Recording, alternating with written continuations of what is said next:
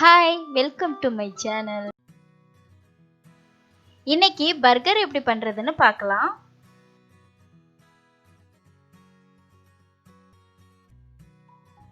ஒரு 50 கிராம் மட்டனை மிக்ஸில இந்த மாதிரி அரைச்சு வச்சிருக்கேன். இது ஒரு பவுல்ல சேர்த்துக்கலாம்.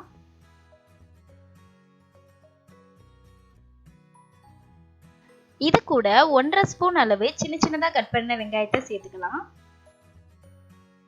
ஒரு பச்சை மிளகாயை சின்னதா கட் பண்ணி வச்சிருக்கேன். அதை இது கூட சேர்த்துக்கலாம். அப்புறம் மல்லி இலை,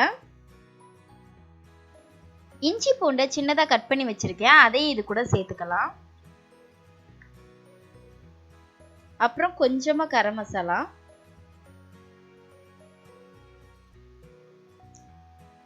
கடைசியா உப்பு.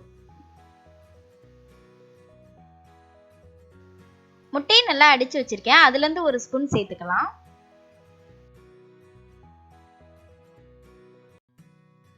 இது கூட ஒரு ஸ்பூன் அளவு பிரெட் கிராம்ஸ் சேர்த்துக்கலாம். 1/4 டீஸ்பூன் வினிகர் சேர்த்துக்கலாம். கடைசியா 1/4 டீஸ்பூன் கார்ன்ஃப்ளவர் சேர்த்துக்கலாம். இது எல்லாத்தையும் சேர்த்து நல்லா கலந்து விட்டுக்கோங்க. இப்போ ஒரு பேனை சூடு பண்ணி அதுல தேவையான அளவு எண்ணெய் சேர்த்துக்கோங்க. நம்ம கலந்து வச்சிருந்த மட்டனை இந்த மாதிரி எண்ணெயில போட்டுட்டு லைட்டா தட்டி விட்டுக்கோங்க. ஸ்டவ்வை மீடியம் ஃப்ளேம்ல வச்சு 2 பக்கம் வேக வச்சு எடுத்துக்கோங்க. 2 பக்கமும் நல்லா வெந்ததும் இதை எடுத்துருங்க. அடுத்து நம்மளோட பன்னை இந்த மாதிரி 2ஆ கட் பண்ணி வச்சுக்கலாம். இந்த பன் நான் வீட்லயே பண்ணது.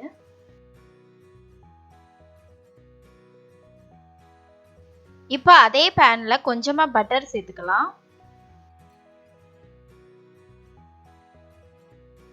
பட்டர் நல்லா சூடானதும் நம்மளோட பன்னை டோஸ்ட் பண்ணி எடுத்துக்கலாம்.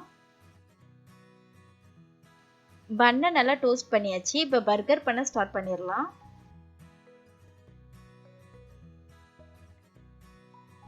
பன்னு மேல பர்கர் சாஸ் கொஞ்சமா சேர்த்துக்கிறேன்.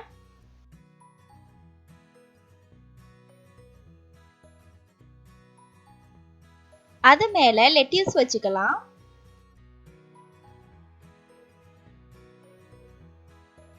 அப்புறம் நம்ம பண்ணி வச்சிருந்த மட்டன் பேட்டி வச்சுட்டு அதுக்கு மேல சீஸ் வச்சுக்கலாம்.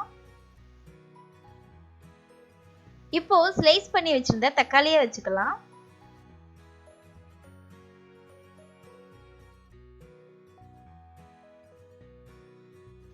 அடுத்து வெங்காயம் சேர்த்துக்கலாம்.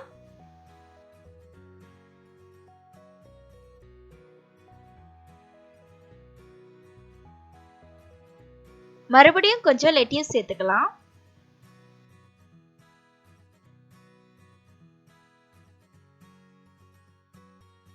கடைசியா பன்னுல சாஸ் சேர்த்து அதை இது மேல வச்சுக்கலாம்.